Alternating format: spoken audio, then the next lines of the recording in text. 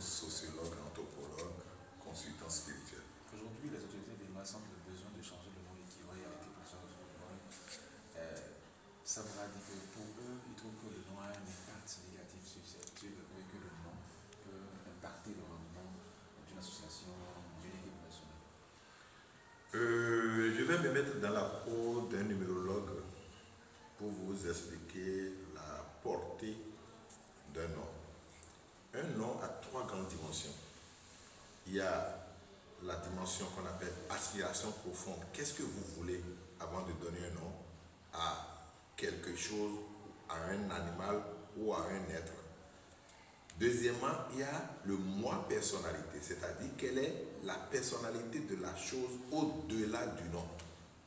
Et troisièmement, il y a ce qu'on appelle expression, c'est-à-dire la sommation des deux autres, ce que votre comportement au quotidien. Cela sous-entend qu'un nom forcément a un impact sur quoi que ce soit. Sur quoi que ce soit. Et le fond sait bien le dire.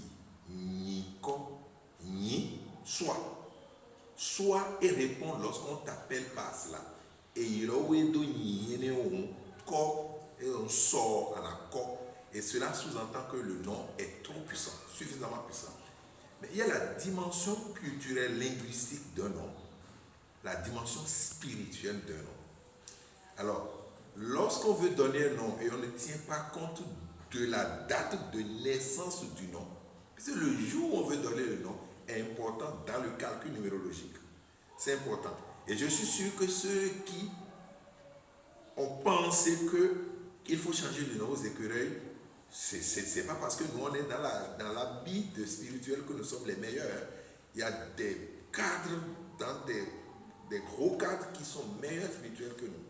Nous, on a cherché peut-être partager notre connaissance avec le peuple, mais il y a d'autres qui incarnent cette connaissance-là et qui pouvaient le faire. Parce que quand je prends le nom Dahomey et Bénin, les deux numérologiquement donnent 8. Cela sous-entend que dans la coulisse, rien n'était fait. C'est le point, la dimension culturelle seulement, ou la dimension linguistique qui est changée.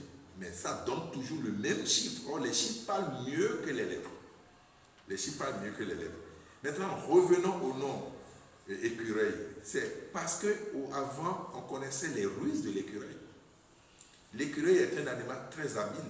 Lorsque l'écureuil rentre dans ton champ d'arachide, cet animal va d'abord rester loin et compter le nombre d'arbres ou de bourgeons d'arbres qui sont dans ton champ. Si par erreur, en comptant 15, il a compté 16, et quand il commence à manger, il soulève le regard, il va recompter encore. S'il constate que c'est peut-être lui qui est dans l'erreur moins ou l'erreur plus, il va détailler en même temps. C'est ça sa ruse. Parce que pour l'écureuil, c'est peut-être un chasseur qui est rentré dedans ou qui était là et qui s'était faufilé peut-être entre les feuillages ou dans la brousse, qui sait. Donc c'est comme ça qu'il fait. L'autre chose, quand la queue de l'écureuil n'est pas mouillée, l'écureuil court plus que, et à la posée de courir suffisamment vite. Et n'importe qui ne peut courir derrière cet animal et arriver à le tuer. C'est quand sa queue est mouillée que sa course diminue. Et nous avons les petites notions au Bénin liées à ça. Et lorsque nous voulons jouer et qu'il n'y a plus, nous avons des problèmes. Ceux qui savent, ceux qui ont joué un peu savent, je suis un ancien joueur. Et donc nous avons ces petites dimensions spirituelles qui nous permettent de nous imposer un peu. Lorsqu'il n'y a pas plu, lorsqu'il y a bien soleil, vous allez constater que les écureuils fonctionnent un peu mieux. Mais lorsque il n'y a plus, un problème se pose.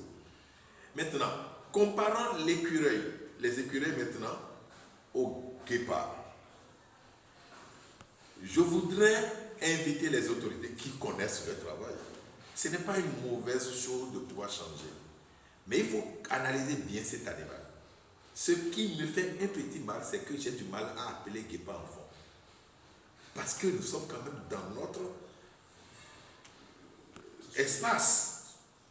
Ah donc, nous devons pouvoir appeler guépard enfant. Or, le guépard enfant n'existe pas.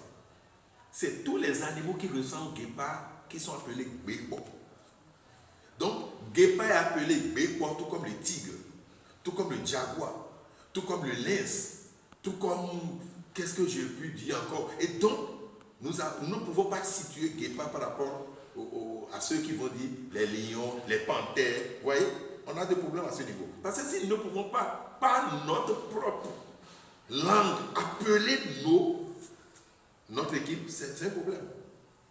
Comment vous allez dire après? Au moins, on peut dire les écureuils, c'est à B. Il y a aussi écureuil de l'arbre qui est don. Et déjà, il y avait ce problème. Est-ce que nous étions écureuils de l'arbre? Est-ce que nous étions l'écureuil de terre? Il y a B et don. Mais s'agissant de Guépard, comment nous allons l'appeler pour avoir la dimension culturelle? Donc nous avons dit Guépard. Or, le Guépard est l'animal le plus rapide du monde. Près de 100 km/h en matière de course. Mais après 8 minutes, il ne peut plus courir. Après 8 minutes, s'il continue la course, il meurt. Sa température corporelle va dépasser et il va tomber raide et mourir.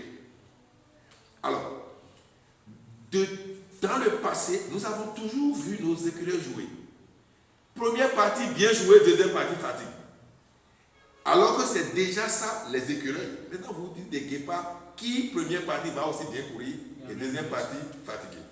Alors, cela n'empêche pas de garder le nom guépard. Il suffit seulement de maîtriser le problème à l'avance, d'être prospectiviste par rapport à la situation et dans la formation des joueurs, qu'on agit beaucoup plus sur le physique et les autres techniques vont venir naturellement. Si on arrive à le faire, le nom va jouer son rôle. Parce que vous allez constater, Guépard a une vitesse de pointe de près de 100 km/h et c'est d'ailleurs pour ça qu'il se rapproche beaucoup plus près de sa proie avant de foncer. Parce qu'il ne peut pas courir beaucoup plus longtemps. Alors, si tel est le cas, il faudrait former les joueurs à déployer plus d'énergie, plus vers la fin qu'au départ. Et déjà ça, nous aurons le dessus sur n'importe quelle équipe en matière de nom. Mais un nom, une énergie, sans un travail bien fait, est source aussi d'échec. Le travail bien fait, l'assiduité dans le travail avec intelligence vous permet parfois de transcender votre nom. Mais l'équilibre énergétique au niveau du nom agit aussi sur vous. Vous ne trouvez pas qu'il faut forcément créer